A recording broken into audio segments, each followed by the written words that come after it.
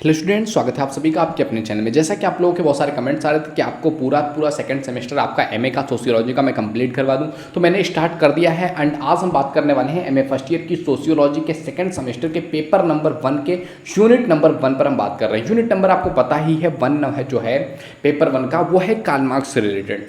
And Karl Marx से related बहुत सारे क्वेश्चंस हमको कंप्लीट करने हैं, तो जिसमें आज का हमारा डे नंबर 4 है। डे नंबर 3 तक हमने आपके लिए वीडियोस अवेलेबल करवा दिए हैं, तो अगर आपने वो वीडियोस नहीं देखी है तो प्लीज़ चैनल पे विजिट करके देख लीजिए। आपको पूरा सीक्वेंस है, ये पूरा चीज़ हम प्लेलिस्ट में भी एक सीक्वेंस में रखेंगे, जिससे कि आपको चीज़ें समझने में बिल्कुल भी कोई प्रॉब्लम ना हो।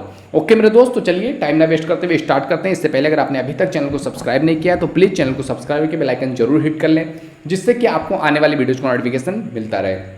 तो चलिए स्टार्ट करते हैं। इससे पहले हमने 9th क्वेश्चन तो कवर कर लिया है, 9 क्वेश्चन कवर कर चुके हैं। कितनी वीडियोस में? 3 वीडियोस में, यानी कि एक वीडियो में हम 3 क्वेश्चंस कवर कर रहे हैं। क्वेश्चंस बड़े हैं, चीज़ों को समझना, अच्छे तरीके से याद करना, वो चीज़ें काफ़ी इंपॉर्टेंट होती हैं। अगर आप चाहो तो इसका स्क्रीनशॉट भी ले सकते हो, जो कि आपके लिए हेल्पफुल होगा। तो देखिए 9th क्वेश्चन के बाद आज हम स्टार्ट कर रहे हैं आपका 10th नंबर का क्वेश्चन, जिसमें कह रहा है आपसे कि मार्क्स द्वारा विभिन्न समाजों में वर्णित वर्गों को स्पष्ट करो कि मार्क्स ने किस तरीके से जितना भी उन्होंने इतिहास को बांटा हुआ है, 5 प्रकार से उन्होंने बांटा हुआ है, तो उसमें वर्ग कौन कौन से थे उसके बारे में किस तरीके से मार्क्स ने बताया हुआ है, उसको स्पष्ट करो। तो देखो मार्क्स कहते हैं कि अब तक का जो भी ज्ञात इतिहास है, जिन भी इतिहास के बारे में हमें पता है, उसके सभी युगों और समाजों के में वर्ग व्यवस्था सदैव विद्यमान रही है। हमेशा मतलब कुछ ना कुछ मतलब हमेशा वर्ग रहा है, अलग अलग रहे हैं। उसने कहा है कि आदिम साम्यवादी समाज से लेकर के अब तक के सभी समाजों में हमें वर्ग देखने को मिलते हैं। हम यहाँ मार्क्स के द्वारा वर्णित जो समाज हैं उनमें वर्ग व्यवस्था कैसी थी, क्या था, उनका क्या योगदान रहा, कैसे कैसे चीज़ें रही, उसके बारे में हम बात करेंगे इस वीडियो में। तो इन्होंने जो पहला समाज बताया कि आदिम साम्यवादी समाज, और इसमें क्या थी कम्युनल सोसाइटी, वर्ग क्या था, उसके बारे में आइए बात करते हैं। तो ये इतिहास का प्रथम युग माना जाता है, और इस युग में लोक गोत्र पर आधारित कबीलों और समुदायों में लोग रहा करते थे। ओके, एक गोत्र और कबीले का एक भू क्षेत्र और एक भाषा हुआ करती थी, और उत्पादन के साधनों पर किसी विशेष व्यक्ति का नहीं बल्कि पूरे गोत्र या कबीले का स्वामित्व पाया जाता था। उत्पादन और वितरण का जो था साम्यवादी तरीका प्रचलित था, यानी कि सभी के लिए समान था। सब लोग मिलजुल करके उत्पादन काम करते थे, और सामूहिक भ्रम के कारण उत्पन्न किए गए साधनों के उत्पादित जो वस्तु हैं उसके समूहों पर सभी लोगों का क्या था, संयुक्त रूप से स्वामित्व था।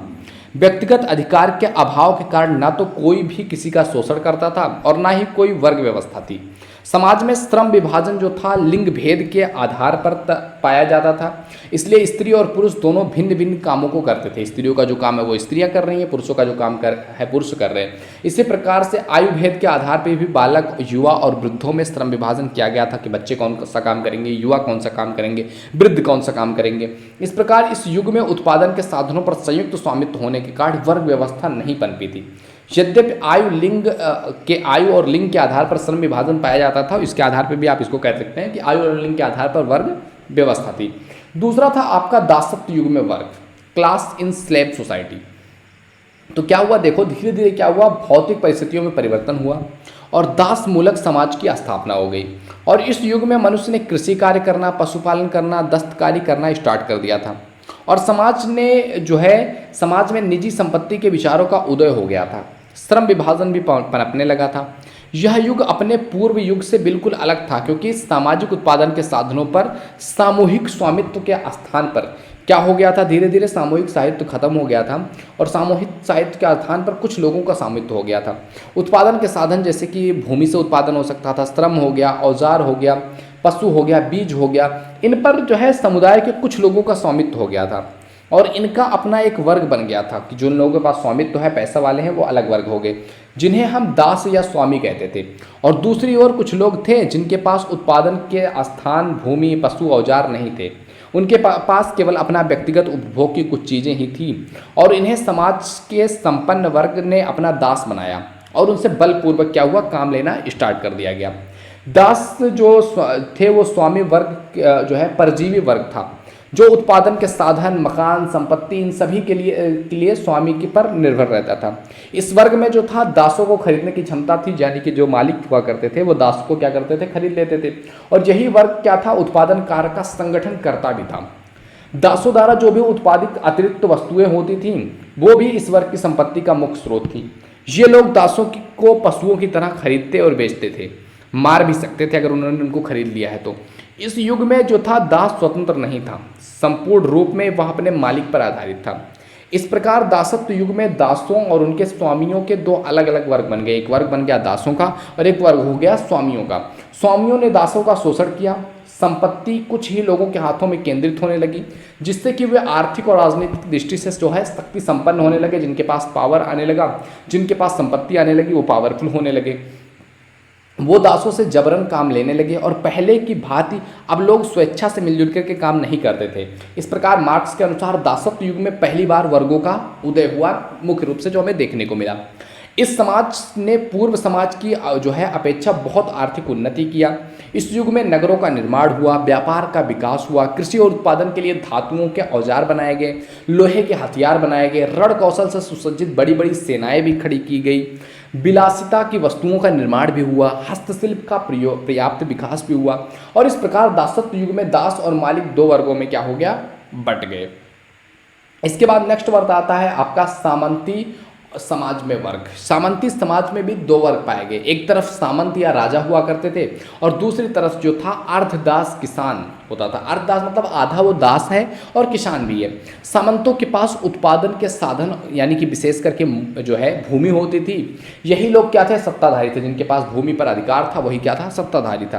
अर्धदास किसान क्या करते थे, सामंतों के अधीन थे और उनसे खेती का कार्य करवाया जाता था। जो किसान थे उनसे खेती का काम करवाया जाता था और उसके बदले उनको कुछ दिया जाता था।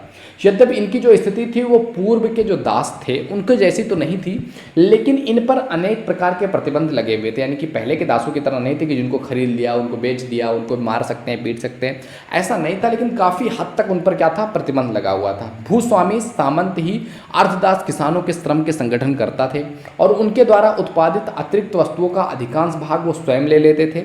और अर्धदास किसान सामंतों के यहाँ खेत क्या करते थे, खेती करते थे, घर में काम करते थे, युद्ध के समय उनकी सेना में सिपाहियों के रूप में लड़ते थे।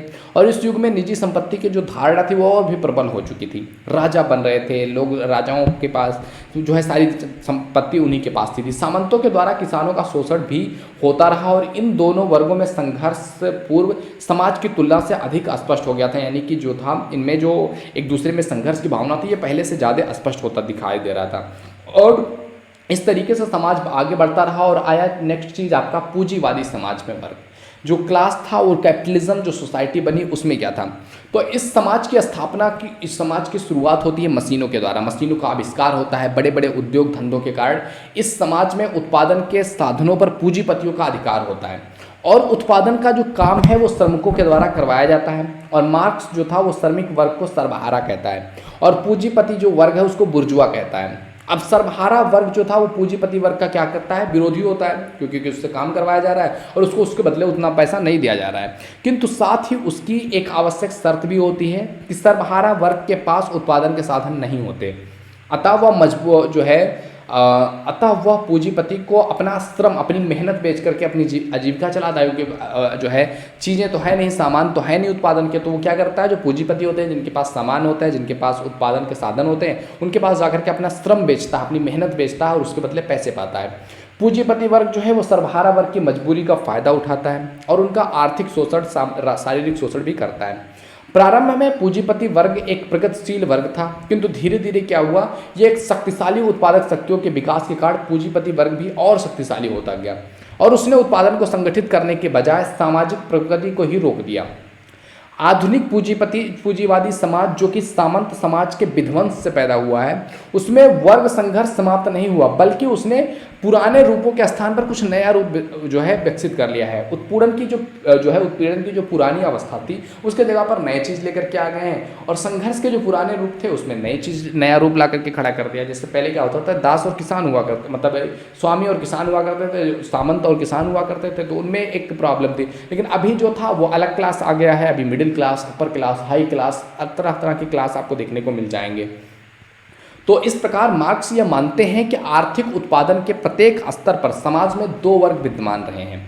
दासत्व युग में भी समाज और उनके समाज जो था वो दास और उनके स्वामी में बटा हुआ था। सामंत युग में सामंत और अर्ध किसान के बीच, और इस वर्तमान युग में पूंजीपति और जो है पूंजीपति युग में पूंजीपति और सर्वहारा के बीच में ये चीज विद्यमान है। यानी कि वर्ग हमेशा से रहा है। प्रत्येक समाज में इन दोनों वर्गों की प्रमुख विशेषता यह रही है कि एक के हाथ में पावर रहता है और दूसरा इससे वंचित रहता है। इसी आधार पर प्रथम वर्ग दूसरे वर्ग का शोषण करता है तथा ये वर्ग अपने हित को लेकर के परस्पर क्या होते हैं, एक दूसरे से लड़ते रहते हैं। और इस प्रकार सभी समाजों में सदैव शोषक और शोषित दो वर्ग रहे हैं जिन्होंने समाज में वर्ग संघर्ष को जन्म दिया है। तो ये था आपका 10th नंबर क्वेश्चन। आइए देखते हैं 11th नंबर क्वेश्चन क्या कह रहा है कि कार्ल मार्क्स के वर्ग संघर्ष को स्पष्ट करो। तो आई होप वर्ग संघर्ष तो आपको अभी तक स्पष्ट हो गया था। वर्ग संघर्ष मतलब दो अलग अलग लोग जब होंगे, दो अलग अलग चीजें होंगी, किसी के हाथ में पावर होगा और कोई होगा जिसके पास पावर नहीं होगा, तो दोनों में अपने आप से एक जो है संघर्ष की भावना उत्पन्न होगी और दो वर्गों के बीच में संघर्ष की भावना उत्पन्न होना ही वर्ग संघर्ष कहलाता है। वर्ग संघर्ष की जो अवधारणा है मार्क्स के महत्वपूर्ण विचारों में से एक है।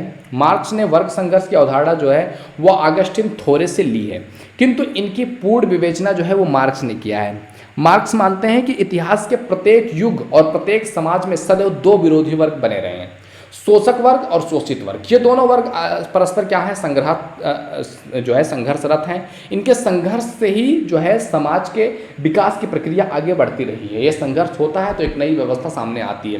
पहले दासों और किसान जो है उनके गुलाम जो थे, उन मतलब दास और स्वामी के बीच में संघर्ष की जो विशेषता रही वो चलती रही, जिसकी वजह से सामंती युग आया, खूब खत्म हुआ, पूंजीपति युग आया। और मार्क्स मानते हैं कि पूंजीपति युग भी खत्म हो जाएगा। समाज का एक युग था, अवस्था समाप्त होकर के उसके स्थान पर दूसरी अवस्था आती है। प्रत्येक समाज में व्यक्तियों के हित में परस्पर विरोध होता है। अन्य शब्दों में कहा जाए कि समाज में विभिन्न वर्ग होते हैं और उनके अपने अपने कुछ हित होते हैं जिन्हें लेकर के उनमें विरोध और संघर्ष पाया जाता है। अब वो कौन से हित हैं जिन्हें लेकर के समाज के विभिन्न वर्ग परस्पर संग्रहित रहते हैं, उसका उत्तर देते हुए मार्क्स ने कहा है कि वे हित हैं उत्पादन के साधन और उन पर स्वामित्व। कि उत्पादन के जो साधन है उन पर जो स्वामित्व कर लेगा तो उसका एक अलग वर्ग बन जाएगा, और जिनको उत्पादन के साधन नहीं मिल पाएगा उनका अलग वर्ग बन जाएगा। अन्य शब्दों में कहा जाए कि तो आर्थिक हितों की पूर्ति के लिए समाज के वर्गों में संघर्ष पाया जाता है। और मार्क्स कहते हैं कि जब शोषक वर्ग की शोषण नीति असहनीय हो जाती है, उत्पीड़न बढ़ता जाता है, तो दोनों वर्गों में संघर्ष स्पष्ट हो जाता है। और मार्क्स ने अपनी एक प्रसिद्ध पुस्तक जो उन्होंने कम्युनिस्ट घोषणा पत्र लिखा हुआ है उसमें उन्होंने कहा है कि अब तक के सभी समाजों का इतिहास जो है ये वर्ग संघर्ष का इतिहास है। स्वतंत्र व्यक्ति जो है तथा दास, कुलीन वर्ग और साधारण जनता, सामंत और अर्ध किसान, श्रेणीपति और दस्तकर, एक शब्द में शोषक और शोषित के रूप में इसको दिखाया जा सकता है। सदा एक दूसरे के विरोधी होकर के कभी प्रत्यक्ष तो कभी अप्रत्यक्ष रूप से क्या करते हैं, लड़ते रहते हैं, युद्ध करते रहते हैं। और इस संघर्ष का अंत हर बार तो या तो समाज में क्रांतिकारी पुनर्निर्माण से होता है या फिर संग्रहित जो वर्ग हैं उनके सर्वनाश से होता है। और इस कथन से ये चीज़ स्पष्ट होता है कि मार्क्स जो हैं वो सभी वर्गों में वर्ग और वर्ग संघर्ष को एक ऐतिहासिक सत्य के रूप में प्रस्तुत करते हैं। तो इस तरीके से चीज़ें हमें देखने को मिलती हैं। यद्यपि जो मार्क्स हैं वो ही पहले व्यक्ति नहीं है जिन्होंने वर्ग संघर्ष के बारे में बात किया हुआ है। उनसे पहले भी पूंजीवादी इतिहासकार जो थे जिन्होंने पूंजीवाद के बारे में बात किया है, इन इतिहासकारों ने भी वर्ग संघर्ष के ऐतिहासिक विकास और पूंजीवादी अर्थव्यवस्था ने वर्गों की आर्थिक संरचना का उल्लेख किया हुआ है। वर्ग और वर्ग संघर्ष के संदर्भ में मार्क्स ने नई बातें जोड़ी हुई हैं, जिसमें उन्होंने क्या कहा हुआ, पहली चीज कि जो है विभिन्न वर्गों का अस्तित्व जो है उत्पादन के विकास के किसी ऐतिहासिक क्रम विशेष के साथ ही जुड़ा हुआ है। दूसरी चीज मार्क्स ने कहा कि वर्ग संघर्ष का चरमोत्कर्ष आवश्यक रूप से सर्वहारा वर्ग का अधिनायकत्व होता है। एंड तीसरी चीज कहा अधिनायकत्व की यह अवस्था अपने आप में सभी वर्गों के उन्मूलन और वर्गहीन समाज के संक्रमण की ओर लेकर के जाएगा। और मार्क्स की जो ये व्यवस्था है, मार्क्स कहते हैं कि एक टाइम ऐसा आएगा जब पूंजीपति वर्ग खत्म होगा, सर्वहारा का शासन आएगा और थोड़े ही टाइम के बाद वो क्या होगा, पूरी तरह से शासन व्यवस्था खत्म हो जाएगी। लोग एक दूसरे के साथ जिस तरह से शुरुआत में सामंतवादी मतलब जो है साम्यवादी युग था वैसे ही हो जाएगा। मार्क्स के समय में इंग्लैंड के कारखानों में भारी मात्रा में उत्पादन हो रहा था। पूंजीपति अधिक धनी होते जा रहे थे, निर्धन लोगों में निर्धनता बढ़ती जा रही थी। पूंजीपति श्रमिकों का खूब शोषण करते थे। पूंजीपतियों का राजनीति और सरकार में भी पूरा प्रभुत्व था, क्योंकि पावर, सत्ता, उत्पादन के साधन उनके पास थे। वे अपने हितों की रक्षा से संबंधित कानून बनवा लेते थे और सरकार को अपने इशारों पर चला करके जो सर्वहारा वर्ग है उसका शोषण करते थे। और इस शोषण को देख करके ही मार्क्स ने पूंजीवादी व्यवस्था के कट्टर जो है सूत्र और साम्यवाद के पक्षधर है, कट्टर जो है शत्रु है मार्क्स जो है पूंजीवादी व्यवस्था के। संघर्ष पूंजीवादी और सर्वहारा वर्ग का अर्थ क्या होता है? तो देखो, मार्क्स जो है वो इतिहास को राजा महाराजा और युद्धों की कहानी नहीं मानते हैं। मार्क्स ये नहीं मानते हैं कि जो इतिहास है वो केवल राजाओं के बारे में हम उनमें पढ़ें, बल्कि वो मानते हैं कि आर्थिक वर्गों और उनके संघर्षों की एक कहानी है। उनके लिए वर्ग संघर्ष इतिहास को समझने की कुंजी है। मानव इतिहास का सही अध्ययन जो था वो आर्थिक इतिहास का ही अध्ययन है। आर्थिक हितों के आधार पर ही वर्गों का निर्माण और पतन होता है। वर्ग संघर्ष से ही समाज के विकास का क्रम जुड़ा हुआ है और मार्क्स के वर्ग संघर्ष की धारणा में संघर्ष और पूंजीपति और सर्वहारा वर्ग, ये सारी अवधारणाएं जो है महत्वपूर्ण है और उन्हें इस तरीके से समझ सकते हैं जैसे कि बात किया गया पहला ये संघर्ष। तो संघर्ष का तात्पर्य है निरंतर युद्ध में रहने से नहीं कि संघर्ष, इसका तात्पर्य है कि समाज में एक वर्ग ऐसा अवश्य होता है जिसकी आवश्यकताओं की पूर्ति न होने से वो असंतुष्ट रहता है और इस असंतोष को वह हड़ताल, असहयोग कई रूपों में व्यक्त करने की कोशिश करता है। और जब ये असंतोष जो होता है उसके अंदर वो असहनीय हो जाता है, सह नहीं पाता है, तो क्रांति का रूप ले लेता है जिससे शोषक वर्ग पराजित होता है और शोषित वर्ग की विजय होती है। तो संघर्ष ये है। दूसरी चीज़ है पूंजीपति जो कहा जा रहा है। तो पूंजीपति वो व्यक्ति होता है जिसके पास क्या हो, उत्पादन के साधन हो, जैसे कि भूमि हो जाए, जैसे प्राचीन समय में था। फिर अभी इसमें कल कारखाने हो गए, कच्चे माल हो गया, पूंजी हो गया, कार्य का स्वामित्व हो गया। तो ये जिसके पास है, जिस व्यक्ति के पास है, उसको कहते हैं पूंजीपति। और ये जो वर्ग है ये समाज का शक्तिशाली और ऐश्वर्य संपन्न वर्ग होता है। उत्पादन, कीमत, वितरण, क्रय विक्रय, इनके पास सभी निर्णायक शक्तियाँ होती हैं।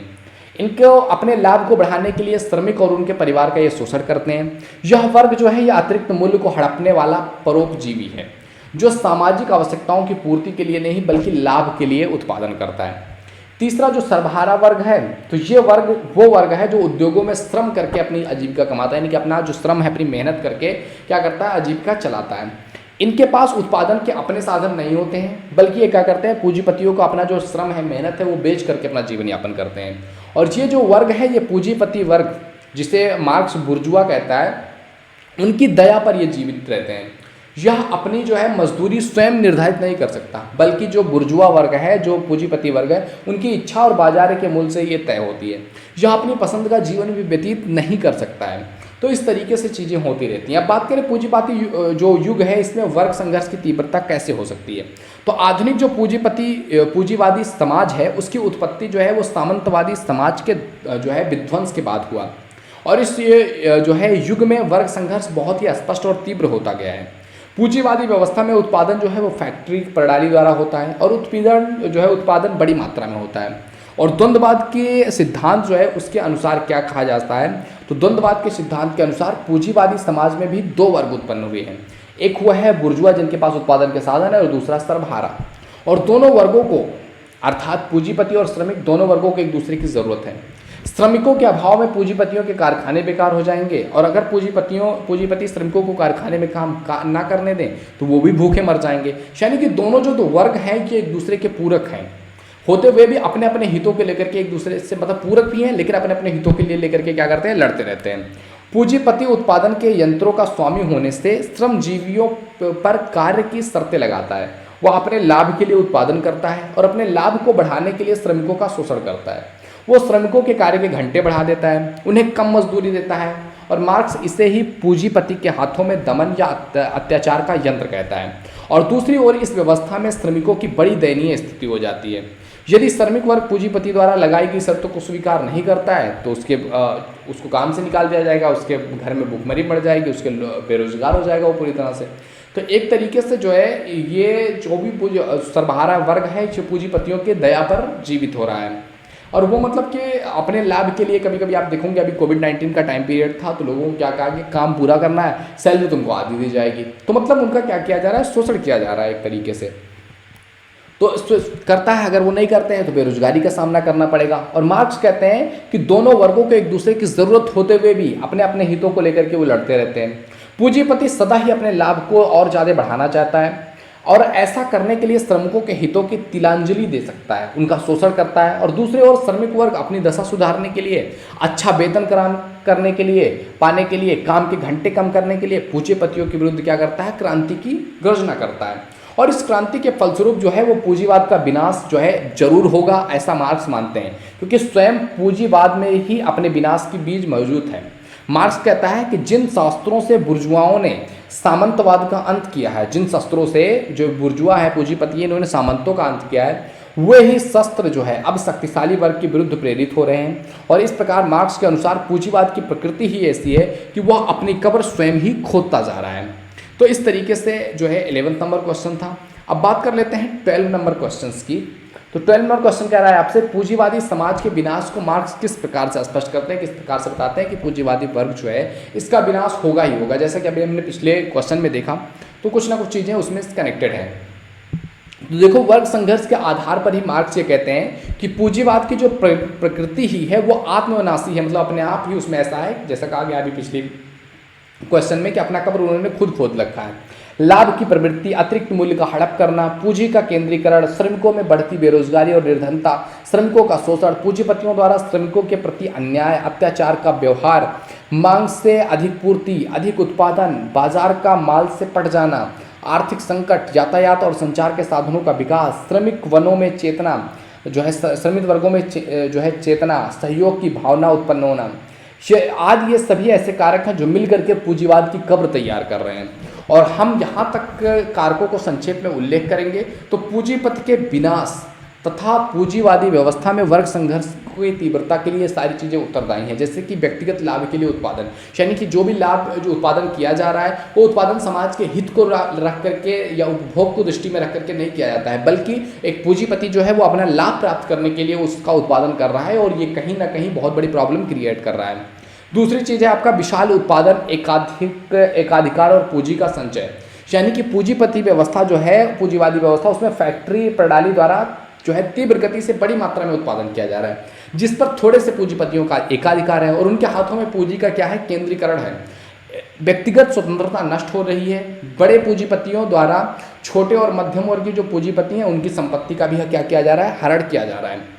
चूंकि छोटे छोटे और मध्यम वर्गीय पूंजीपति द्वारा उत्पादित जो वस्तुएं हैं वो बाजार में बड़े पूंजीपतियों द्वारा उत्पादित सस्ती वस्तुओं की जो सामने वो टक्कर नहीं दे पाते हैं, इसलिए उन्हें अपनी मिलें व कारखाने बंद करने पड़ते हैं तथा उत्पादन जो है कार्य बड़े बड़े उद्योगपतियों के हाथ में क्या हो रहा है, केंद्रित हो जाता है। और ये छोटे और मध्यम वर्गीय पूंजीपति जो हैं वो भी श्रमिकों की श्रेणी में आते चले जाते हैं, और ये इस तरीके से क्या हो रहा है कि श्रमिकों की जो संख्या है वो दिन ब दिन बढ़ती चली जा रही है।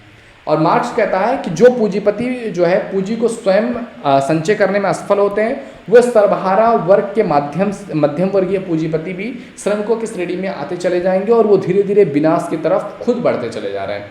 आर्थिक संकटों और श्रमिकों की कष्टों में वृद्धि होती चली जा रही है, क्योंकि पूंजी जो है कुछ लोगों तक ही सीमित है, बाकी के लोगों के पास अपने जीवन यापन करने के लिए भी पर्याप्त चीज़ें उपलब्ध नहीं है, जिससे उनका लाइफ क्या हो रहा है, संकट से भरता चला जा रहा है। ऐसी ऐसी चीज़ें आ रही हैं जिससे पूंजीपतियों के हाथों में धन का संचय होने से श्रमिकों की गरीबी में वृद्धि हो रहा है, उनका व्यक्तित्व नष्ट हो रहा है, उनकी स्थिति यंत्र के उपकरण जैसी हो गई है, सामान जैसा हो गया है, वे वस्तु मात्र बन करके रह गए हैं। इस व्यवस्था में बेरोजगारी बढ़ रही है, मजदूरी का दाम कम हो रहा है, श्रमिकों का दमन हो रहा है, शोषण हो रहा है, और इस व्यवस्था में उत्पादन जो है वो श्रम वर्ग की क्रय शक्ति से अधिक होता जा रहा है। बाजार में माल तो खूब है, लेकिन उन्हें खरीदने के लिए श्रमिकों के पास पैसे ही नहीं है। बाजार से माल से भर जाता है, किंतु खरीद के अभाव में पूंजीपति को कारखाने बंद करने पड़ते हैं, अथवा बने हुए माल जो है उनके नष्ट करके कृत्रिम कमी पैदा करनी पड़ती है। इस तरह अस्थायी आर्थिक संकट जन्म लेते हैं, और पूंजीवाद की इन्हीं प्रवृत्तियों के कारण जो है वो श्रमिक वर्ग और सामान्य जो जनता है उनमें घोर असंतोष है।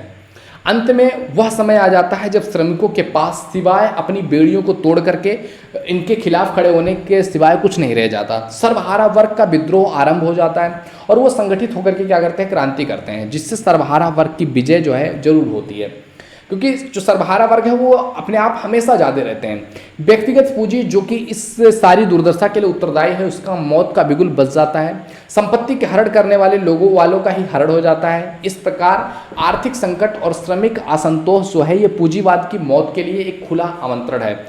अगली चीज जो है इसके लिए जो उत्तरदायी है वो अतिरिक्त मूल्य को पूंजीपतियों द्वारा हड़प लेना है। यानी कि एक व्यक्ति जो है श्रमिक जो मजदूरी कर रहे हैं, जो श्रमिक एफर्ट लगा रहे हैं, वो कितना भी एफर्ट लगा रहे हैं उनको मजदूरी फिक्स्ड है, उनको मजदूरी उतनी ही मिलेगी। ऐसा नहीं है कि कंपनी अगर लाभ में चल रही है, बहुत ज़्यादा लाभ कमा लिया गया तो उसका जो लाभांश है वो अपने जो कर्मचारी उन्हें बांट दिया जाए, नहीं, वो सारा लाभांश क्या होता है, पूंजीपति के द्वारा हड़प लिया जाता है, जो कि श्रमिकों का एक तरीके से शोषण है। जो अतिरिक्त मूल्य है वो श्रमिकों के द्वारा में भी बंटना चाहिए, जो कि नहीं होता है। नेक्स्ट चीज है आपका व्यक्तिगत तत्व की समाप्ति। यानी कि पूंजीवादी जो उत्पादन व्यवस्था है उसमें श्रमिकों का जो व्यक्तित्व है, जो चरित्र निर्माण है वो समाप्त हो जाता है और एक प्रकार से उसका जो है यंत्रीकरण होने लगता है। इस प्रकार के श्रमिक जो है वो स्वाभिमान खो करके यंत्रों का केवल दास मात्र बन जाते हैं और वो अपनी सृजनात्मक शक्ति की भी हानि करते हैं और इस प्रकार से इस पतनात्मक व्यवस्था से श्रमिक वर्ग में चेतना का उदय होता है और पूंजीवादी व्यवस्था का नाश होता है। नेक्स्ट चीज़ है आपका श्रमिकों में एकता का उदय और वर्ग चेतना का विकास होता है, क्योंकि जब ये चीज़ें एक लिमिट से ज़्यादा होने लगती है तो क्या होता है, श्रमिक वर्ग एकत्रित होने लगता है, उनमें जब असंतोष की भावना जो है वो बढ़ने लगती है तो ये असंतोष एक टाइम के बाद क्या होता है, विस्फोट का रूप लेता है और ये श्रमिक जब निकल करके पूंजीपतियों के खिलाफ जिस दिन ये बाहर आ गए उस दिन के बाद पूंजीपतियों का नाश शुरू हो जाएगा और उन्होंने अपने नाश करने का ठेका ले रखा है। अंतर्राष्ट्रीय श्रमिक आंदोलन को जन्मदाता, यानी कि पूंजीवादी जो व्यवस्था है उसमें उत्पादित वस्तुओं की खपत के लिए राष्ट्रीय अंतर्राष्ट्रीय बाजार की खोज की जाती है। इसमें यातायात और संचार के साधनों का तीव्र विकास किया जाता है। यातायात और संचार के साधनों के माध्यम से में वृद्धि का परिणाम है कि विभिन्न राष्ट्रों के जो है वो श्रमिक समीप होते हैं और तब श्रमिक नारे भी बुलंद होते हैं कि दुनिया के मजदूरों एक हो जाओ, इस तरीके के नारे आते हैं। उनके जो उद्देश्य हैं उनकी पूर्ति जो है वो वर्तमान समाज व्यवस्था यानी पूंजीवादी व्यवस्था को बलपूर्वक खत्म करके ही हो सकती है। कम्युनिस्ट क्रांति के डर से शासक वर्गों को कांपने दो, मजदूरों के पास खोने के लिए अपनी बेड़ियों के अलावा कुछ नहीं, जो बेड़ियों में जकड़े हुए हैं, जिस दिन उनकी ये बेड़ियाँ टूटी उस दिन बस खत्म सारी चीज़ें, और शासक वर्ग के पास खोने की बहुत कुछ है।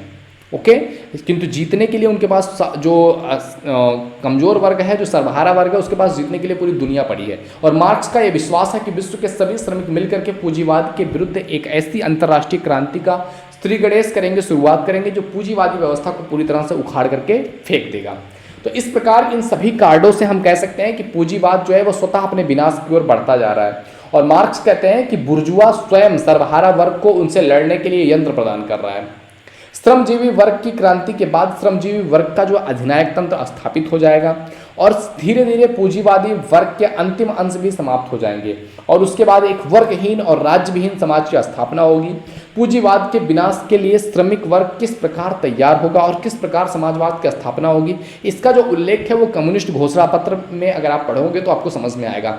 और संक्षेप में हम यहाँ मार्क्स द्वारा बताए गए उस कार्यक्रम का उल्लेख करेंगे जिसके द्वारा यह साम्यवाद की स्थापना हो सकती है, तो वो चीज़ें हमको समझनी पड़ती है। तो ये था दोस्त जो है 12 नंबर क्वेश्चन, जिसमें हमने बात किया किस चीज़ के बारे में कि पूंजीवादी समाज का विनाश कैसे होगा, कैसे मार्क्स पूंजीवादी समाज के विनाश के बाद जो है सर्वहारा वर्ग के बारे में बात करते हैं, उन चीज़ों के बारे में हमको डिस्कस करना था। तो इस वीडियो में हमने डिस्कस कर लिया है आपका जो है 10th number question, 11th number question and 12 number question. तो 3 क्वेश्चन इस वीडियो में डिस्कस हो चुकी है और वीडियो काफ़ी लंबी बनती चली जाती है। मैं क्या करूँ, एक ही क्वेश्चन कंप्लीट कराऊंगा तो बहुत सारे दिन लग जाएंगे, इसलिए मैं थोड़ा सा 3 क्वेश्चन कंप्लीट करवाने की कोशिश कर रहा हूँ। तो आई होप ये वीडियो तुम्हें पसंद आता होगा। वीडियो पसंद आए तो लाइक जरूर कीजिए। पहली बार चैनल पे आए हैं तो please visit the channel. If you think it is valuable तो आप सब्सक्राइब कर सकते हैं। ओके मेरे दोस्त, तो मिलते हैं आपसे अगले वीडियो में, तब तक के लिए Jai Hind, Jai Bharat, thank you, bye bye.